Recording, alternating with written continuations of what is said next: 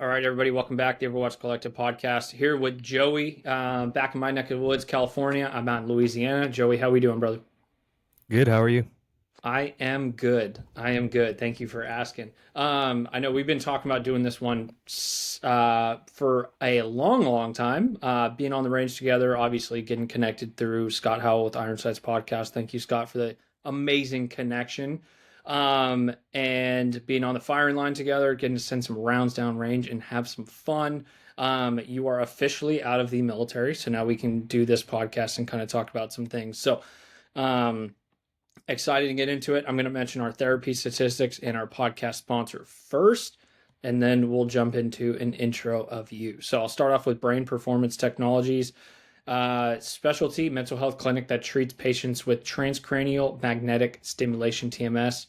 It delivers electrical pulses to specific areas on the scalp to alter brainwave activity and treat various conditions, including depression, TBI, PTSD, anxiety, OCD, addiction disorders. It's drug-free, non-invasive, improves brainwave function, better sleep, better mood, and bigger gains in improved mental health. Brain Performance Technologies offers different TMS protocols, including RTMS, MERT, and SAINT. BPT is an authorized TRICARE provider, whether Prime or Reserve Select, and can assist insurance authorization for qualifying TRICARE patients. You can learn more at 1bbt.com or listen to Season 9, Episode 20 that I did with Kelly. Huge shout out to our sponsor. Thank you. And then Russ and Iron Clothing Company, active firefighter in California. Proceeds from merchandise and all that stuff are coming to us to continue to fund therapy. Thank you, Clyde. And then our therapy statistics. So to date, December 19th, we're at $314,304 spent on therapy costs, 3,019 therapy sessions, either fully covered or financially assisted. And then 285 people have gone through us to get connected to our contracted culturally competent therapists across the country and or retreats like the West Coast Post-Trauma Retreat in California, where we spent $13,000 so far getting people connected to that retreat to go work on themselves, because departments don't want to pay for that stuff because it's very expensive. So that is it. That's a quick down and dirty, the admin stuff. But Joey, 12 years LEO, 12 years as a commissioned officer in the United States military, just got out. Congratulations. Thank you for your service. I know what it's like balancing military and LEO. It's a full-time job. It's not it's 1 week in a month, 2 weeks in the summer, and that's easy peasy, especially the O route for you. So give us a quick intro of yourself and we'll take it away. Yeah, so as you mentioned, 12 years on the job, started in 2013. Backing up just a hair, I was born in Japan, came to the States pretty young, went to UCLA on an Army ROTC scholarship, started LAPD the Monday after I graduated college. I've been in the reserves that whole time until just a couple months here that I got out. During my time in the military, I did a bunch of different roles, platoon leader, XO, ultimately ended with company command, and then kind of transitioned out. Law enforcement side of things, like I said, I started with LAPD. After a couple years there, I came up to the Bay Area here in California. I'm a police officer in my wife's hometown. I'm on our SWAT team. I'm an assistant team leader on the SWAT team, and I'm one of our firearms instructors. And full-time, I am a patrol officer. Sweet. Yeah. So, and how's it feel finally being done with the military and closing that chapter out and now just focusing on patrol officer life and ATO life? It's good. It's relieving. We've talked a little bit offline about some of the drama that I had on the military side of things, and we're not going to get super into it, kind of keep things vague, but there was it's funny. One of the things that I've said is the best and the worst people you'll ever meet will wear the same uniform as you when you're in the military, and it definitely holds true. Yep. Yep. It definitely does. We'll keep it at that. And 12 years, that's pretty much where I'm at too. And it's like, all right, I'll stick it out and do another 8 and get the 20. And that's the tough part with the reserves. You do like 2 contracts and then you're over the 10-year hump and you're like, fuck, I guess I'll just stick it out and do 20 and try to get the retirement and all the benefits. But definitely a full-time job. And then obviously with family life too, right? Like balancing military and being a first responder just in general. and then taking care of the family. Like there's a lot juggling there, huh? Yeah, and one of the things I didn't bring up during my intro, I do have a toddler and an infant. So we had our first while I was a commander. That was definitely, it's already challenging enough being a commander, having that full-time responsibility for a part-time gig, and then adding in being sleep deprived and having a kid, and then yeah, we had our second a few months ago. So I have a boy Yeah. and a girl. Yeah, well, congratulations. And you have the dog, and I know before recording we showed each other like the rooms, and they're both like disasters and a mess, but at least the background here looks nice. That's all that we Yeah, I care tried to about. pick the least chaotic portion of the house. My house, our toddler, my wife and I will clean up, and then about 15 minutes later, it looks like a 90s drug unit did a search warrant on the Mm-hmm. house. Mm-hmm. Mm-hmm. Too funny. That's how we are with our two dogs. No kids yet. No kids yet. Um, Sweet. So I want to give a warning to everybody in the audience. We are going to touch on some suicide awareness conversation here. I'm going to start actually putting that in the captions, like trigger warning. We talk about suicide, GSWs to the head, the chest, all that stuff.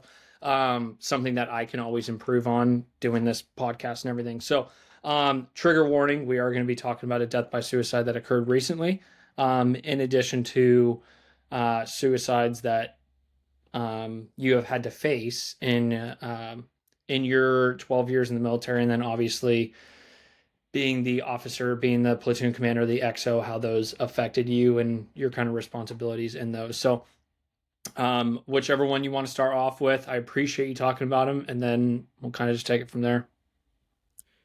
Yeah, it's this is probably something that's a little bit outside of my normal wheelhouse when we're talking of what kind of content I produce. What I left out of my intro, I am 9mm Musashi on Instagram, and I ran police post training for 8 years. I just stepped away from that about 2 months ago now. And so that was a lot of discussion of law enforcement training and culture, but I don't know that I've necessarily discussed mental health with anyone on any of the podcasts I've been on.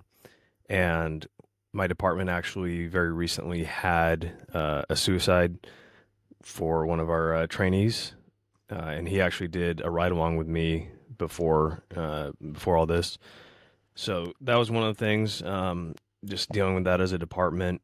And then obviously within the military, we've had a few, most notably a first sergeant from another company.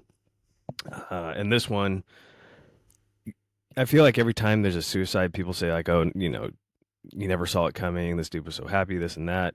I'll say this with the first sergeant. So that was definitely the case with the trainee who recently passed. But with the first sergeant, there were I remember hearing some murmurs about it. People saying like, "Oh, this guy, he's kind of acting a little off." And we're actually at a training event, and we were passing each other, and he said, "Hey, sir, how's it going?" And I, returned the greeting. But I always will wonder if there was something that I left on the table there, if I could have said something or done something differently. And you're always going to do that. But this is one of those things where, like, after he walked by, I kind of did one of oh, that's the dude everyone's been talking about. But I didn't take it any further. I didn't have any conversation with him. And that's something, like, I never want to have that feeling again, that I left something unsaid. Ultimately, do I think that it would have changed the outcome? I have no idea, because it's not like I knew him particularly well. But I never want to have that feeling again that I could have done or said something and I didn't. And this recent suicide within the department kind of reminded me of that interaction that I had with that first sergeant right before he Mm-hmm. passed. Yeah, and I think with all of the suicides and everything that I've heard, and kind of obviously that's our primary focus, is there's either two sides where it's like we didn't see any of the signs because we're so good at masking our emotions and compartmentalizing and looking like the big bad tough dude. I'm on the SWAT team. I'm also in the military. I'm a hard charger. I wear all the tactical gear. I can't show weakness, right? And then there's the other side where it's like that, right? Where it's like, oh, we saw some of the red flags. Maybe some of those were like the cries for help. Um, And that's like the shitty part is then you like and it's not only you, right? But everybody else who had contact with him and conversation with him while he was struggling is probably thinking the same thing, right? Where it's like, oh, did I miss something? Is there something that I could have done if I wasn't so busy and I stepped in? Could I have done something? Could I have stopped it? And that's one of the tough things. And I think specifically in the reserves, like you go in for a drill weekend, um, whether it's a Saturday, Sunday, or Friday, Saturday, Sunday drill, like I drill 3 days, you got so much shit to do. You're running around with your head cut off that you bypass somebody in the hallway and you think that they may be struggling or you've heard some of the rumors, but you're like, oh, I got a fucking off Eagles and Anchors brief in 14 minutes. I don't have time to go sit down and be like, hey, are you doing okay? Like the thing that we should probably be doing. So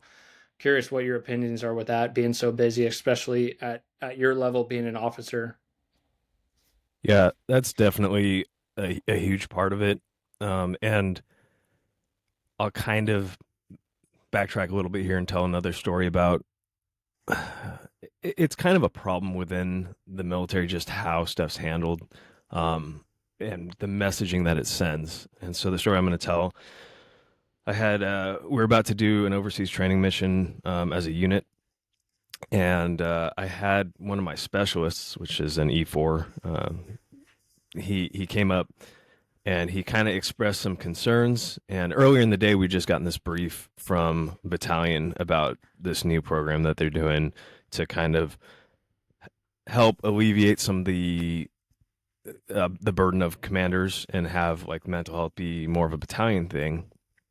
And so this kid's kind of telling me what's going on, and I'm like, and there's a few things like, so he's not suicidal or anything like that, but he has some concerns, and it's kind of tied to him going overseas for this training mission that we're about to do. And so I'm like, well, perfect. We just talked about this in our command and staff. Like, hey, here's Major so and so, Yeah. and I go back to my business with my first sergeant, and then a little while later, the major comes in and he's like, oh, Captain, like, we got to do a command directed behavioral health evaluation. Like, you need to pull him off the Korea mission, this and that. And I'm like, I feel like this is totally sending the wrong message that this kid trusted his commander and first sergeant to, with these concerns, and then I pass him off to someone else, and then now this battalion level dude is saying like, hey, you can't do this, you got to do this, and just I feel like that's exactly the kind of thing that destroys the trust of soldiers in their leadership and destroys trust in the process of dealing with these different concerns. And thankfully, my battalion commander was really big on company autonomy, and he pretty much said like, hey, it's your call, you're the commander, buck stops with you. And ultimately I said, hey, like, I asked this specialist directly, I said, is it gonna be worse for your mental health if I pull you off this mission that you're looking forward to doing? He's like, yeah, absolutely. I'm like, okay, well, I'm gonna send you still, and then just when you get back, let's do a little more follow-up, okay? And it all worked out. I assumed a little bit of risk doing that, but it just kind of like there's different ways to do things, and the way that was initially presented to me was, I just saw it as totally problematic, and just that specialist would never trust his chain of command again if it went the way that it was originally recommended. And I'm really appreciative that my battalion commander gave us that autonomy and wanted us to make decisions and be leaders in that sense. And I just, I'm glad that I had the ability to make that call. And like I said, there was a little bit of risk, Mm-hmm. but I think the Mm-hmm. net product would have been way worse if I had gone the alternate route. Yeah, and I think that's not only would it be like a negative experience for that specialist, but obviously everybody else in the unit would find out about that, right? Or be like, oh, why isn't Greg going on the deployment? Blah blah. It's like, oh, they pulled him because he he actually spoke up about some mental health stuff after this major brief that they were talking about how they're trying to improve it. And then that just only prolongs and continues that stigma, right? Where it's like you get a brief saying, "Oh, we'll take care of you, battalion level now.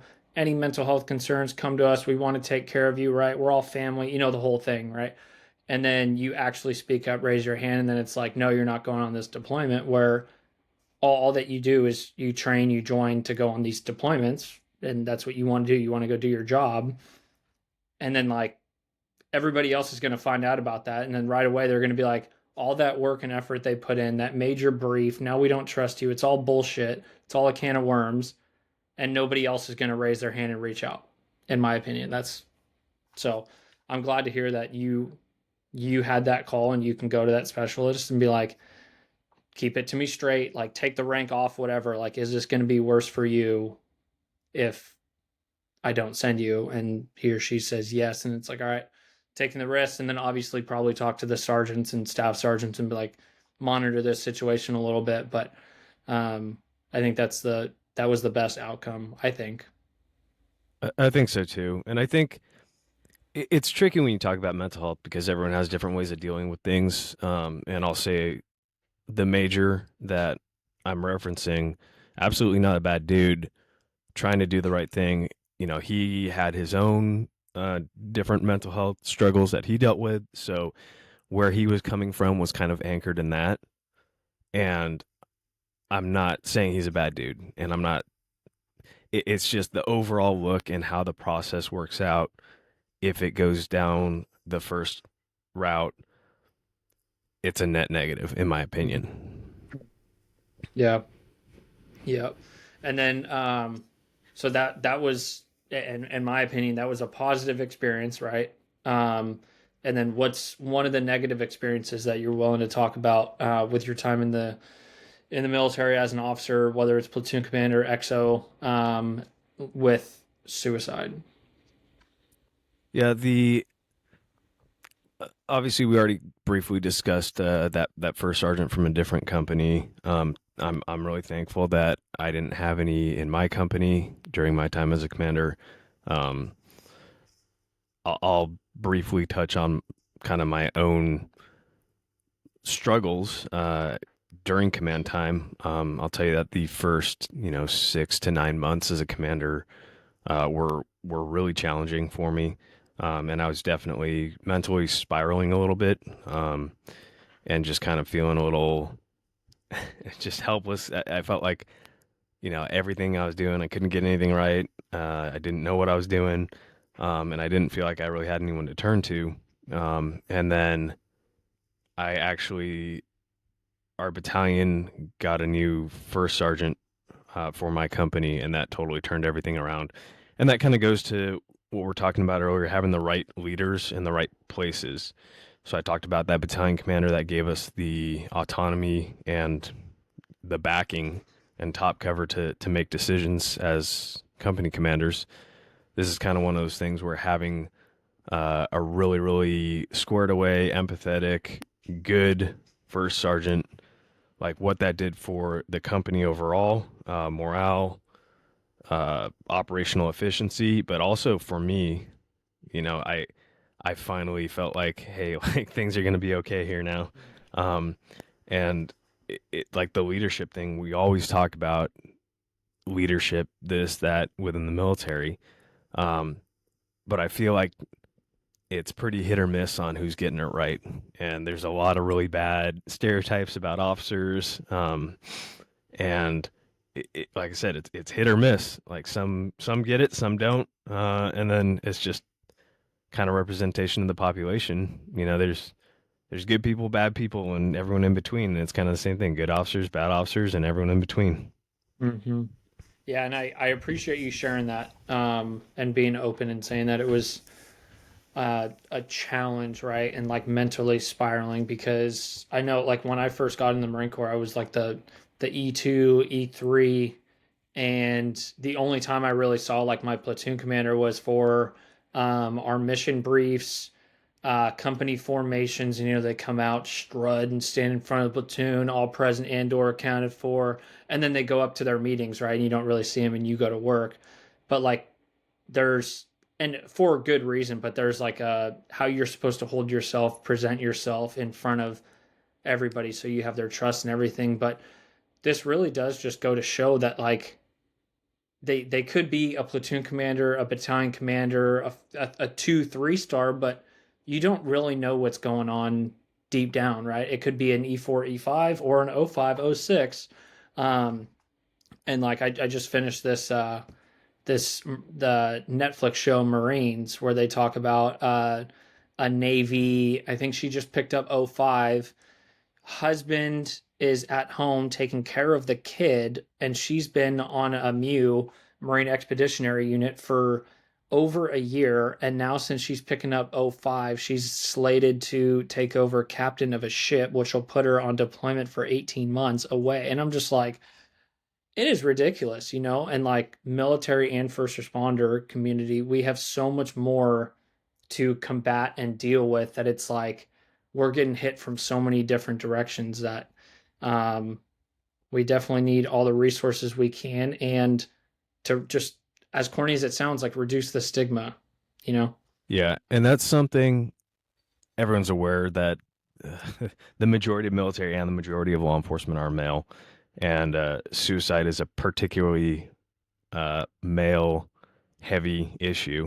My understanding of the statistics are something like 80% is male when it comes to suicide. And you specifically brought up like stigma, right?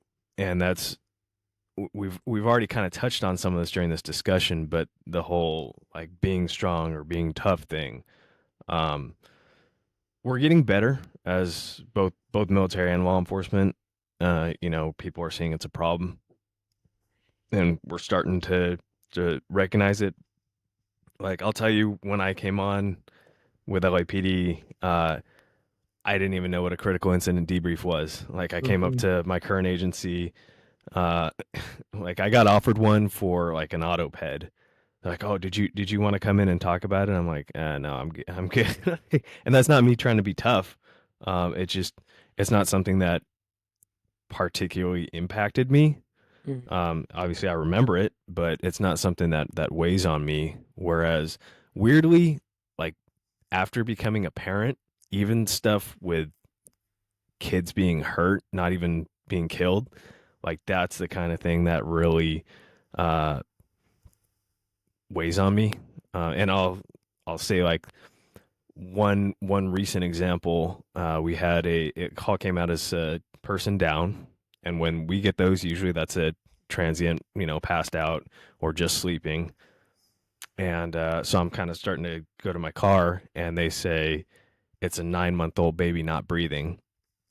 And so, I hop in the car, start driving lights and sirens, and then usually for those that haven't dealt with this, babies stop breathing. Like it's actually kind of alarmingly common, and then they start breathing again, like while you're en route. Like I've had that happen so many times where 15 seconds into the code 3 run, they get back on the radio and they're like, hey, baby's breathing, you can cancel, fire will continue. So I hear dispatch key up, and they say, for the units en route to this, and usually I'm expecting like, hey, baby's breathing, and they say we're initiating CPR instructions. So I'm like, dude, this is more than normal, right? And the way that the street is built, it's like a giant loop. So fire is actually just ahead of me, and they take the longer end of the loop, and I take the shorter end. And so I'm running up, and it's for those listening, I am of Asian descent, so I know that people that are watching this can see me, but it's a little 9-month-old Asian baby girl, and I have a little girl at the time, little bit older, but little Asian baby girl, Yeah. and she's in her little onesie. She's on the concrete, just completely like sprawled out on the concrete. And as I run up, like she just starts crying as I start running up, and like that call, like emotionally, even though everything was fine, right? Like that's one of the times that I've actually almost started crying on a call. And I actually ended up going over to my in-laws right after because my wife and my kid were there, and like went through the door and like picked up my daughter. And my wife's like, "You just dealt with a kid call, didn't you?" And I'm like, "Yes." So all this is to say, like, different things affect different people differently. And so on the military end of things, you'll kind of hear a lot of people dismiss like post traumatic stress for those that were not in combat MOSs, things like that. Yep. When we're talking stigma, like everybody deals with these different things differently, and sometimes you do need that professional help. Mm-hmm. Mm-hmm. Yeah, and I personally just experienced that with one of my friends who was in a combat MOS and never went to combat, but still struggled from some of the training, because the training's got to be realistic. And obviously throughout a deployment and being away from your families, you deal with stuff. And then we also don't take into account anybody's childhood trauma because we don't know what they were like or how they were really raised. Um, and like I faced some of that too. Like I joined the Marine Corps infantry as a rifleman at 18 to go deploy and to do my job, and never got to go and do my job other than like a deployment training to Japan, which like I still struggle with at times. um, but yeah, there is that stigma where there's still people out there that are like, oh nope, people have had it worse, and it's the whole comparing trauma. And I actually just had a Air Force National Guard service member on who was up in the C-130s doing the refueling for like F-22s, 35s, A-10s, and he experienced some stuff doing that and like the stress and everything. But he's like, yo, the 18, 19-year-olds were on the ground actually in the shit. I was up in safety. So if you're listening to this, your trauma, everything that you experience is completely valid. Everything affects people differently. And like going back to your call, like when I heard you say you heard the baby crying, I've been on baby calls where like they're not breathing. And as long as you walk in and you hear crying, you're like, sick. We could work with a crying baby. That's like music to your ears. Um, but that's not something I look forward to, is having kids and then going to like a baby call like that. Usually what we do is we cancel each other. So like some of the younger guys that don't have kids will be like, hey Joey, like I got it. You're good. Go handle the fucking whatever other call. Like I'll take this one with the baby. So yeah. Yeah. Um let's see. And I kind of want to transition into the academy recruit if you're good with that. Unless you have anything to touch on before talking about like kind of your experiences. No, and I mean this one, like I don't have a ton of information on. I didn't know him super well. He did a ride along with me. I talked to him a few times, and I think it's one of the ones where dude just always seemed happy, excited to be doing, starting the new job and everything. And it just goes to show that you never know what someone's really going through.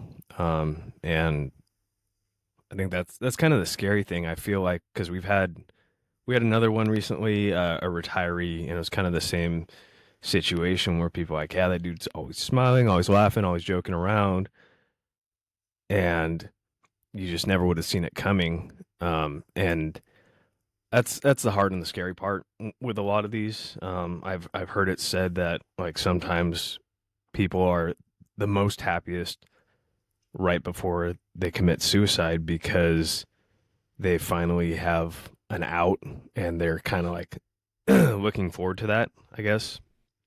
Or looking forward to whether it's pain or whatever just being gone. So I've heard that. Um, so yeah, unfortunately, I don't have a ton of information on the one that just happened, and it's still pretty fresh for the department as a whole. Yeah, and that was day one of the police academy, right? Yeah, and Yeah. that's like the shitty thing, right? It's like you don't even get time to even like if you have a learning domain like for California Post, I forget exactly which learning domain it is now, but I know there's a learning domain specifically on mental health. It's like an 8 hour block, but I mean, you don't even get time to touch on that, even get a few hours in to talk about mental health in the first responder community. And like, it just, like, in my opinion, it just shows that like you can do your oral board, you could do a polygraph, you could take your psych, and you could pass everything, and then something could just trigger you, and you could do a complete 180, or you could be looking for a way to get access to a firearm somehow. And I, like I said, I don't know, but day one, that is terrible. And then the rest of the academy class, right? They're affected by suicide right away in their career. Yeah. And you bring up like the LD. Let's be real. How effective are post LDs at really teaching anybody anything? Are we really getting quality mental health training and awareness from a 8 hour LD? Like, let's be real here. But it's something, We're probably right? And not. like, It's something, but that's the problem with like law enforcement training in general. It's always about, oh, it's something. At least we gave them something. At least we can check a box. But we're not really giving people what they need. yeah, yeah. And unfortunately, like, so thankfully Jesse and I, back when I was in California and we kind of first started talk, we were able to go to College of San Mateo, the South Bay Regional Training Academy. That's where I went to the police academy.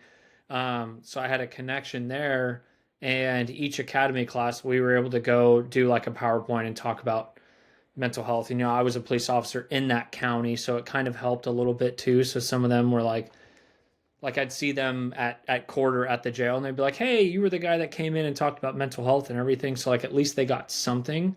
Um, but I don't know. I mean, what do you think needs to be implemented in these police academies, fire academies, dispatch academies for people transitioning from civilian to a first responder? So I think it's not even, I think it's as a whole, like our society, first responder communities are drawn from the population as a whole, right? So you kind of look at the trends of suicide and how they've gone up especially in the last decade, like exponentially, right?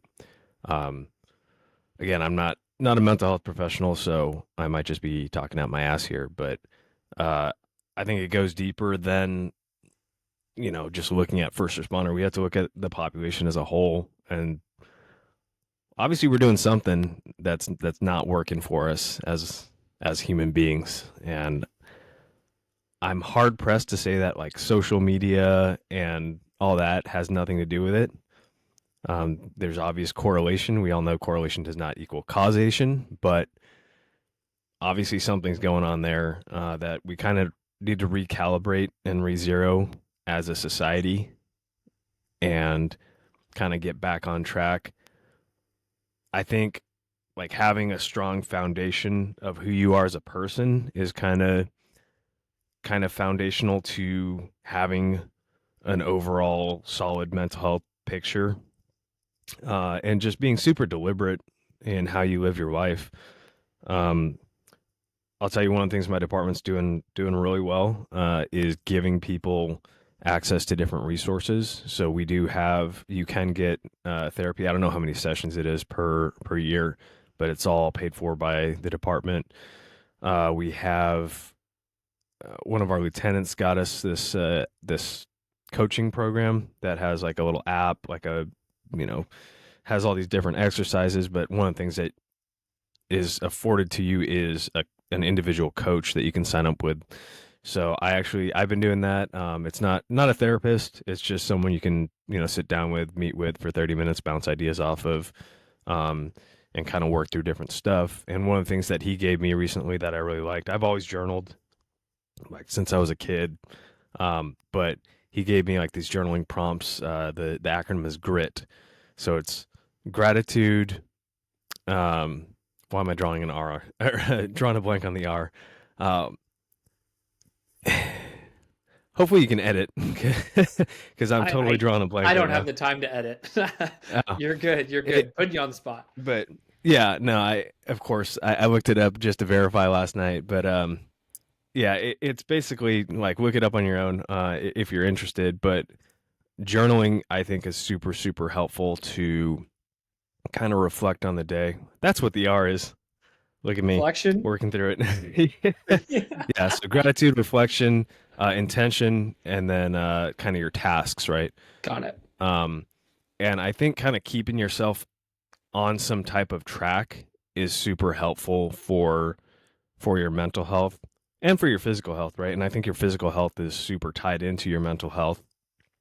I'll tell you, for me, like when I start feeling some kind of way, a lot of times because I haven't, like, I'm like, hey, I need to go for a run, or I need to go throw some weights around. Um, just having that balance, like especially of how you're internally regulating hormones, all that stuff. Um, and to be clear, I'm not saying like, hey, if you're feeling depressed, just go work out and everything's going to be better.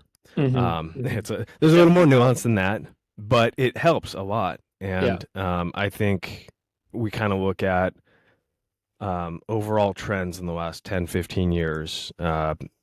People are, less fit now, a lot more screen time. I think our screen time is pretty detrimental to our overall well being. Um, so I just caution people how they're using that. I think there's a lot of good that can come from social media. Obviously, you and I connected because of social media, but it's pretty easy to get caught up and start doom scrolling. And it's pretty easy to have your time just completely robbed from you Yep. doing that. Yep. Correct. There are times where you sit there scrolling and you're like, holy shit, 45 minutes just went by and I nothing productive whatsoever. Other than watching funny ass like golden retriever videos and dog videos of getting caught like eating food off the counter. Those are my favorite. Um, I kind of want to circle back to so at your department you mentioned kind of some of the good things that are being done to offer resources for the first responders, right? Specifically your department, but I'm sure the fire department and some other people are kind of catching on. Hopefully, I would hope. What's kind of the reaction from your peers there? Like, are they like, "Oh, this is cool. We're getting more resources," or like, can you kind of talk through that a little bit? Yeah, I think overall, I haven't heard anything bad. I think a lot of people, I don't know the numbers. Obviously, it's confidential for a reason. Yep. It's not just going to be like, hey, you should look at how many people are doing it. But um, I will say, like, I have heard people openly talking about it and saying that they're taking advantage of those resources that are being afforded to them. And I've heard good things about it. So going back to kind of the stigma piece of things, that is something that I've, just telling people it's normal to struggle. We're all human beings. We all go through different, peaks and valleys in our life, and hearing different officers say like, "Hey, yeah, I used this many sessions." Like I've heard people talk about it in briefing, where they said that they took advantage of it and it was helpful for them. And again, just totally different from when I came on. And I'm not some crazy salty old timer, but like it was a different generation of policing. Like LAPD didn't have body cameras when I started. And not that I'm not saying we were doing anything wrong. I'm just saying like we didn't have body cameras. Now every single, like, it's uncommon to not have body cameras now, right? Hmm. Yeah. And uh especially when we're talking like mental health stuff, like I've never in my time down there heard anybody talk about any type of mental health stuff. And I remember my first suicide, as a brand new officer dealing with it. Some elderly dude shot himself and had been dead in his apartment for a few weeks. um yeah, not great. And like you're just on to the next call, and you're so busy at a department like that, like you don't I don't know if that's a good thing or a bad thing, where like you just kind of move to the next thing. I feel like for some that might be helpful. Yeah. And Yeah. I'll say for me it was. Um, because I already have ADHD and it like just kind of moving on to the next thing, I kind of forget stuff anyway. But your um, body doesn't. yeah, and that's what I've heard. So it's just a very different uh, time. Obviously we had like 2020, we had the riots and all that. I think, mentally, I'll tell you, I went through a lot in 2020 with just kind of seeing how, and this goes back to the social media piece of things, but like seeing all the people that I'm like, hey, these people are my friends, and they're all, F the police and this and that. And I'm like, what the heck? And then, so uh, I'll tell you, like, I was out there um, during a lot of the riots here in the Bay Area, and we, that actually kind of snapped me out of that slump because I went from like kind of being on social media, like seeing all the things people were saying, and then, oh, here we go, like, got to deal with all this, and just being around like my teammates and just being hopped up on, energy drinks and junk food for a few weeks. Like that was actually in a weird way therapeutic as well. Mhm. um, Yeah. where it was just, it got me off of, out of the slump. And I'm like, hey, actually, stuff's not that bad. And something that I talked about on the Iron Sights podcast, like we did get shot at while we were out there. I had a couple go right past my ear, and I was hit by a ricochet during that incident. And that incident actually like was good for my mental health because everything that's happened since, I'm like, this could have all not been, if that dude had the gun just like that much more Mhm. to the left, like he would have punched my ticket, right? So, it's kind of one of those things. It's all how you frame things, and like being in those situations with the right people and like having kind of like a shared uh experience, like that was actually really good for my mental health. Mhm. Yeah, it's As like weird it's as it trauma sounds. bonding. That's Yeah. exactly what it is. It's trauma bonding, and I'm sure that we were at some of the same riots too. I was in Oakland, San Francisco, Yeah. um, all that in So I'm sure you 2020 remember and like 2021. the federal security officers that got ambushed, Yep. and one of them was killed. Uh, we were actually uh, we got posted up that night a couple blocks away from where that happened. Um, so that was, yeah, we were like literally 2 blocks away after it happened, not during the actual incident itself. But yeah, just some crazy crazy times. Yeah, and I think that's another thing to kind of touch on, and I'm curious your opinion is the and like we don't talk about politics on this podcast at all. That's kind of the only thing we don't really talk about. But um the I think a lot of us, specifically police officers, right? Because everybody likes firefighters and paramedics, EMTs, all that. But cops, like obviously, people don't like us. And during that time, it was really bad, and we were like the enemy just because you wore the uniform and what you stood for, even though you were just doing a job. And like deep down, like we're cool people, and like we have families and we have priorities and everything. This is just a job and some stuff that we believe in, but like for me, it was really difficult to go through that phase because I was just like, hey, I just want to help people and do my job, and then getting into contact with people, and then just the repetitive negative confrontations and calls and getting ragged on or getting shit thrown at you, like literally, or water bottles or skipping rocks across the concrete, like. And then you see all this stuff on social media, right? And then you start reading comments on some of these videos and all this stuff about cops and the racism, all that. Like, not talking, not trying to get into politics or anything, but like that does also take a toll on people. I think too. It definitely took a toll on me. I'm curious your opinion. Yeah. Like I said, it definitely kind of put me on a spiral. But 2020 and dealing with all that stuff was I'd say is a net positive, just for kind of my outlook. Um, it kind of forged certain things foundationally for me, principles and values and all that. And so one of my favorite things now is saying, strong body, resilient mind, household filled with laughter and love. And I've found that when you kind of put those things first, everything else will just kind of fall into place in a certain sense. And a lot of that mindset came from 2020. Like Mm. it was forged in dealing with adversity and uh, seeing some of that negativity, and then just reflecting on it and saying like, hey, what can I actually do about this? And ultimately goes back to what we were talking about with social media. Like you need to ask yourself, do I really care about this person's opinion? Like who are they? Why does their opinion matter? And I'll tell you, like my family's opinion of me matters a lot, you know, and I'm going to do a lot to make sure that what they think of me is consistent with like the values of my family, right?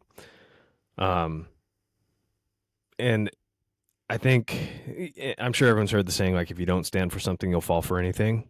Mm-hmm. Um, and I think that's one of those things. Like I think 2020, a lot of people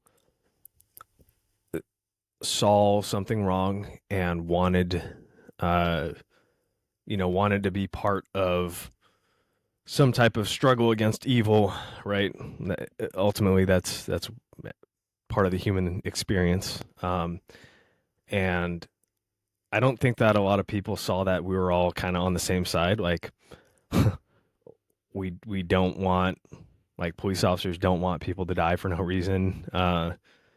But the way that kind of things everyone went about everything, like I think turned people against each other rather than it being like a unifying thing. Um, and I think seeking like the individual human connection. I'll tell you this: like 2020 is where I started like trying to be really deliberate in how I handle patrol calls. Not that I wasn't before, but like now when I handle patrol calls, I like saying like I was put here for a reason today, and I think that's such a powerful way of like looking uh at your job, right? It's more than just a job. It really is. It's a calling. And one of the things that I really like to think of is I'm sure you've seen the video of that suicidal veteran, and a cop comes up and he's telling the dude, Yeah, and they he's got a like, hey, car in between them. yes.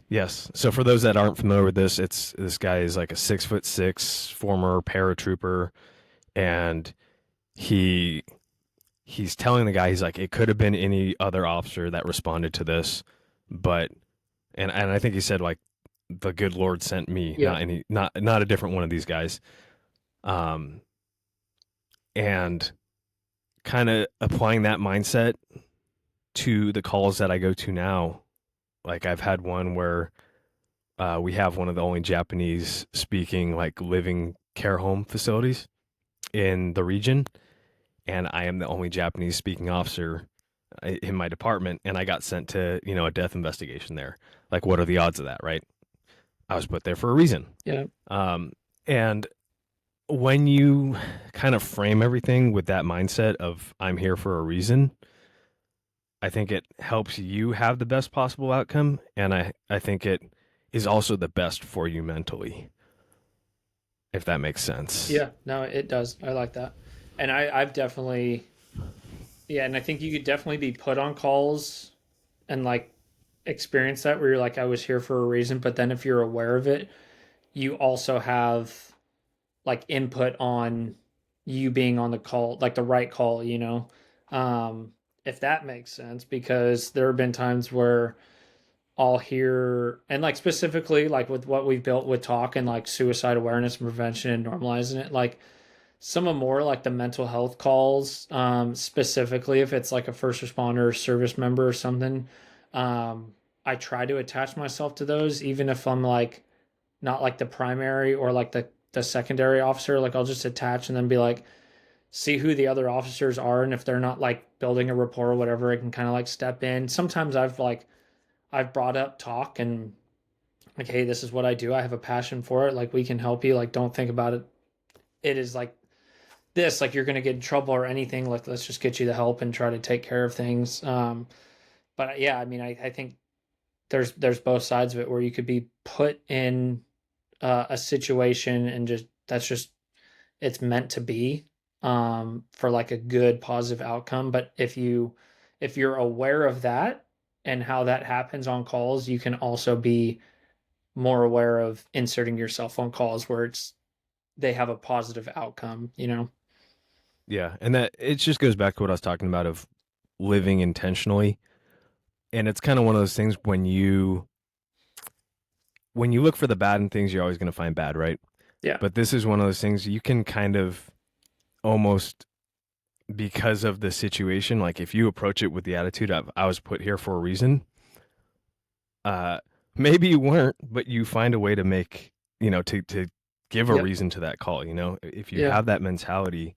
I've just found it to be so helpful for like how I deal with people. And like, am I the perfect cop? No, absolutely not. Like, yeah, I lose my patience every once in a while, but Oh, I've yeah. found I've found that to be like the most helpful uh little mind hack in dealing with calls for service. It's just, as I'm pulling up, be like, hey, I was put here for a reason today. Yeah. I think that's a good mentality to have. And for people listening to this, and I'll try it because trust me, there are times, and every patrol cop knows this, or every cop who work patrol. It's like, here's another bullshit paper call. Now I'm going to have to deal with this, and it's going to be 30, 45 minutes of reports and typing, and then you clear that call and you go to another call, and then you just start to get um, you start to get burnt out by some of these calls. And you're like, God damn, like I can't catch a break today. You know, all you want to do is go chase somebody or find dope or guns. Um, and then there are times where you get so burnt out where you hear your call sign over the radio, and right away you're like, fuck, like right in your head you're like, God damn, or you hear like 1180, like a major crash or something. You're like, fuck, like, and then you're like you scream out loud really quick, and then you're like 2:30, go ahead, like in like a normal calm, you know, where it's like you have your little moment where they You're dispatch pre-rage quit. you. What's that? I said you're pre-rage quit, and you're like, E- I can't, I yes, can't quit right exactly. now. It's like they'll dispatch you to a shoplifter in custody at Target, and you're like, fuck, God damn it, and you're like 2:30, go ahead, and like calm as could be. But um yeah,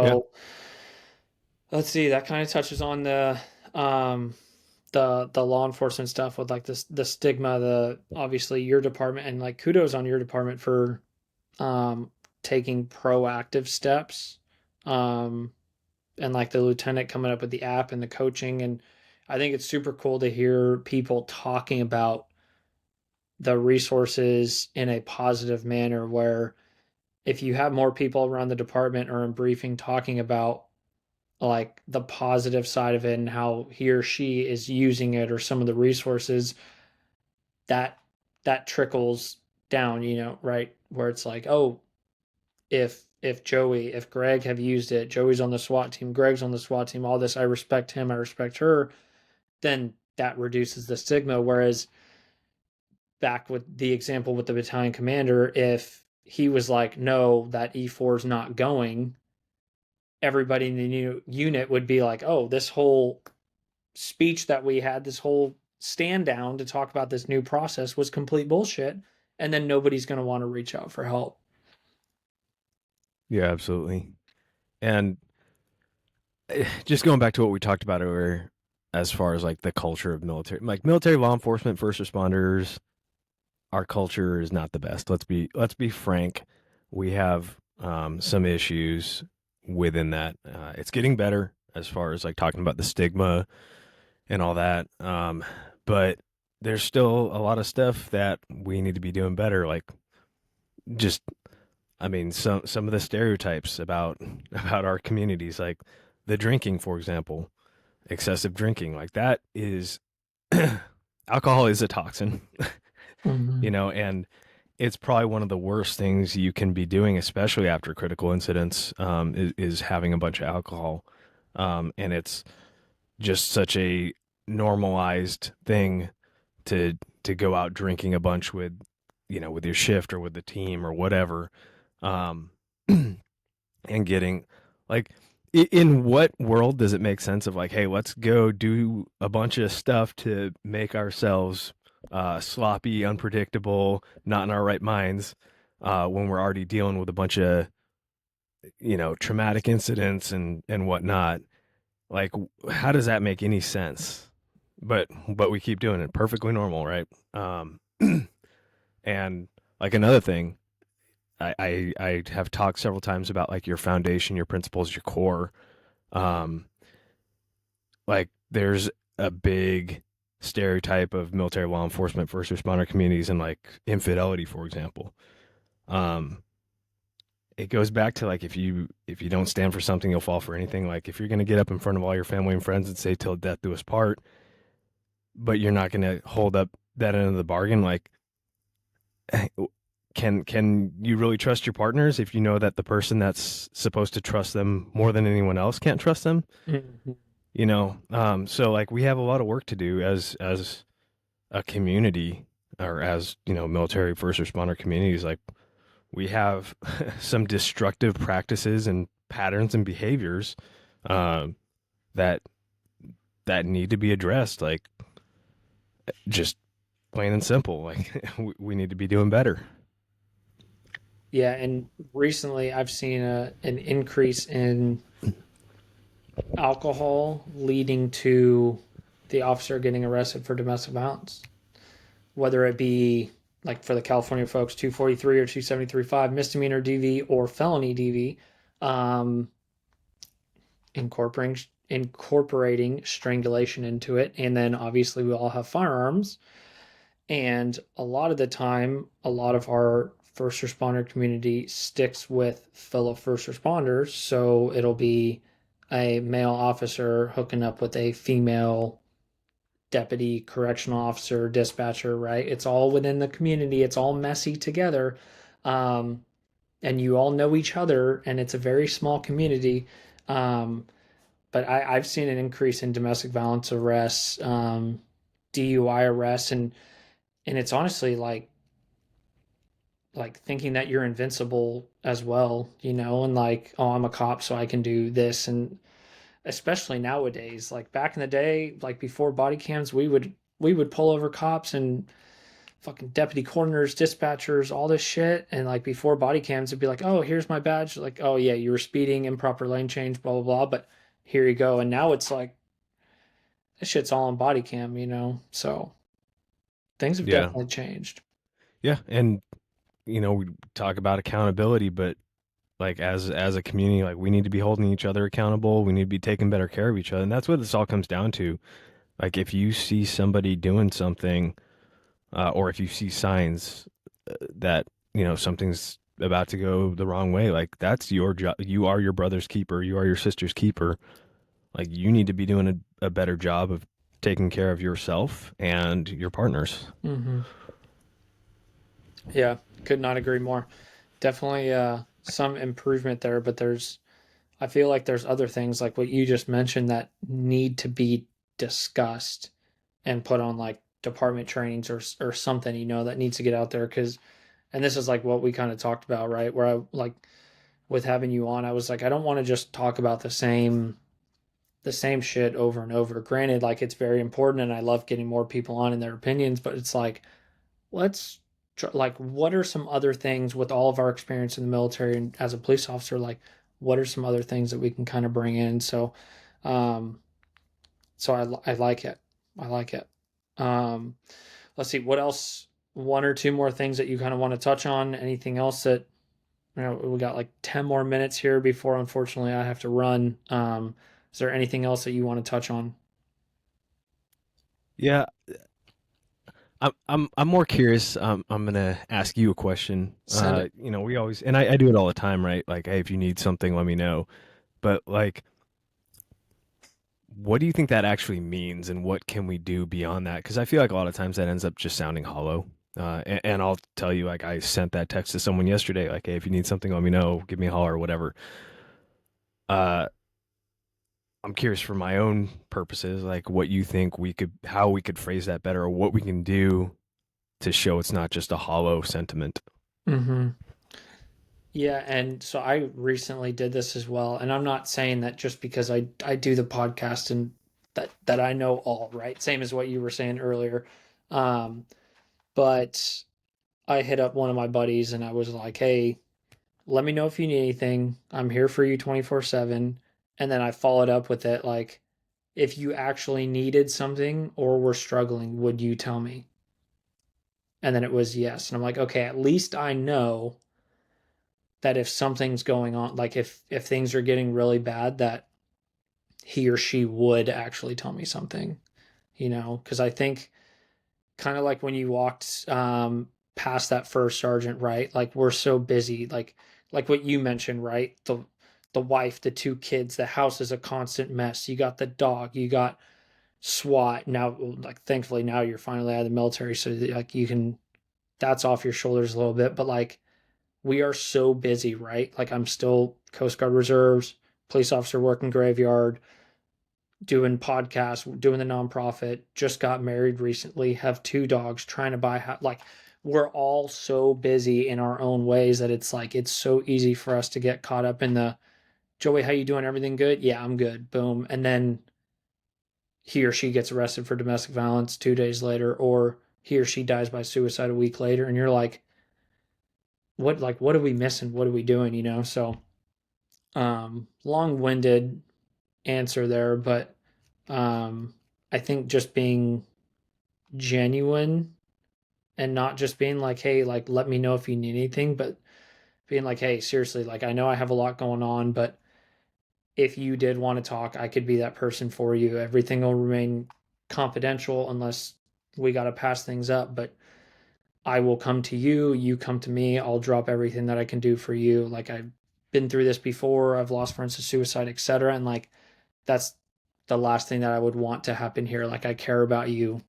Please come to me if you need anything. Maybe something along the lines of that.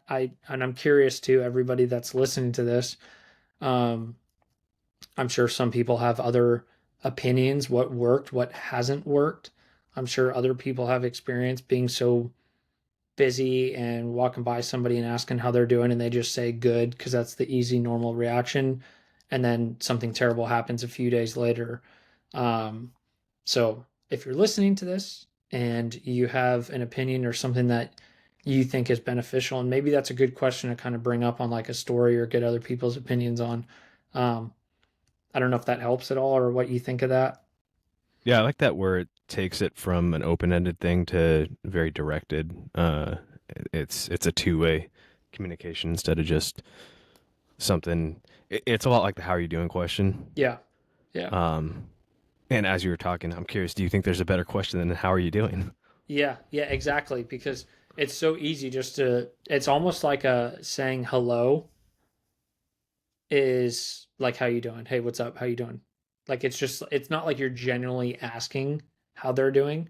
Because imagine like you walk by that first sergeant and you're on your way to a brief in 5 minutes, right? And you got to be there early and you're going to start talking first, whatever. And you're like, hey, first sergeant, how you doing? And they're like, oh, hey, sir, like, thank you for asking. Can I talk? Like, I'm actually not. And you're like, oh, fuck. Like, hey, like, I got to go to this meeting. Like, you're like, oh, I was not expecting that. Yeah, For you to actually say, no, I'm not good. yeah. I mean, it's so ingrained in our conversation that like I've absolutely done it where I ask someone how you doing, and they're all good. How are you? And I'm like, good. How are you doing? I'm like, wait, Yeah. I just asked that, But it's Yeah. so it's so conversational now that it's lost its meaning. Mm-hmm. Yep. No, I agree. I agree. Let's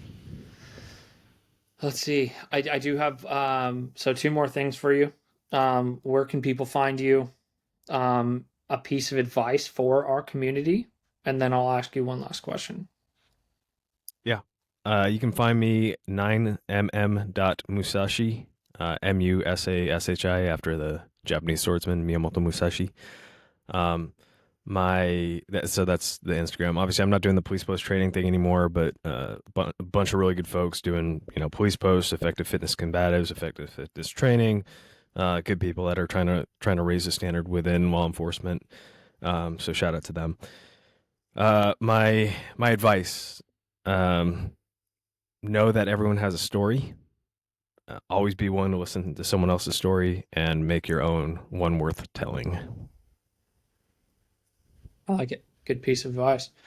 And then so the last thing I have for you comes from a fellow Army dude. Season 1 of the podcast, he talked about how he lost more friends to suicide upon return stateside than actually overseas. So then it was season 1, episode 6. He's like, hey, if this podcast can help one more veteran, one more first responder, it could be one less suicide. So then that's where our motto of one more is one less stuck. So now it's on Challenge Coins, t-shirts, it's on literally everything. But what we like to do is ask our guests at the end of every episode what one more is one less means to them. Yeah, it you know, and I was in a non-combat MOS, and the fact that we've lost just like that, we've lost more people to suicide than combat operations.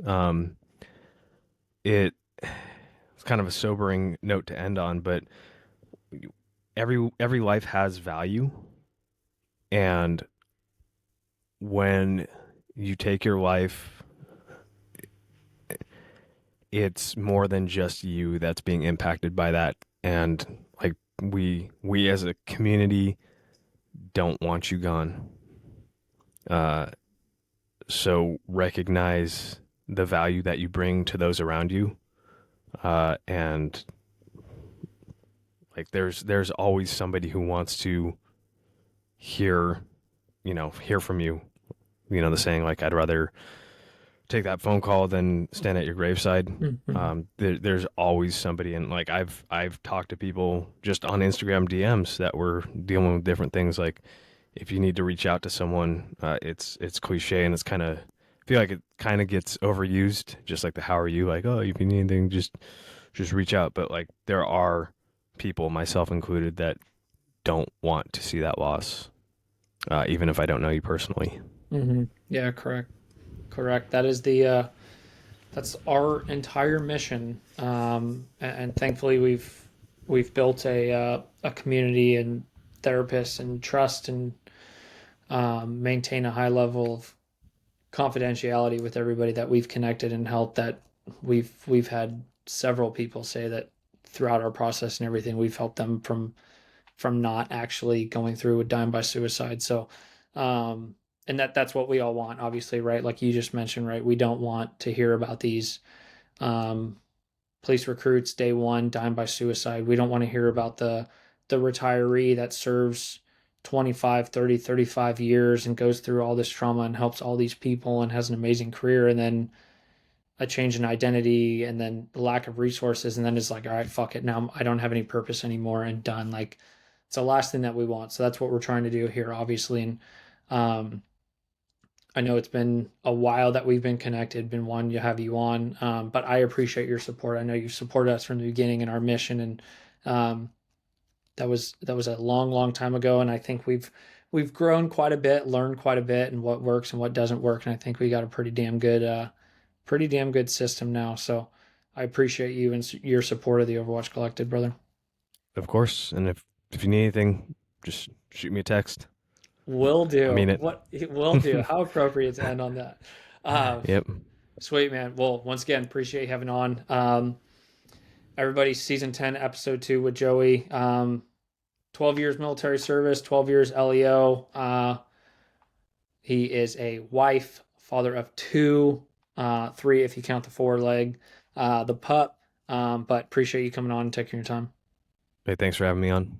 Of course. Bye bye, everybody.